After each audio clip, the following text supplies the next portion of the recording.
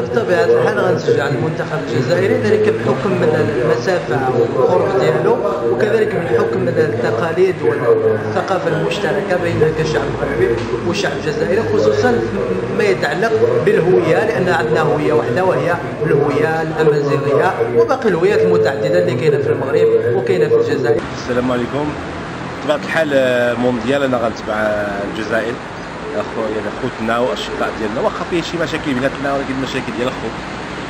وبطبيعه الحال غانا، كاميرون، هادو ديالنا وما يكملوا نكمل معاهم، طلعوا انا معاهم. السلام عليكم. انا بالنسبه للمونديال ما غنتبع حتى شي. السلام عليكم.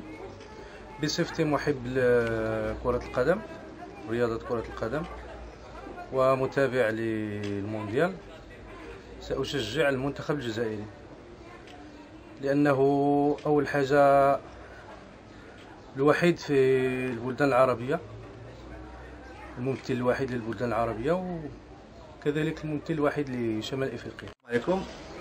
أنا تنبغي المنتخب الإيطالي حيت تنبغيه بزاف، تيعجبني هادشي باش تنبغي له يطلع إن شاء الله النهاية. الفريق الأرجنتيني حيت فيه لاعبين ممتازين كميسي، وكثيرهم رشاقة وفنيات.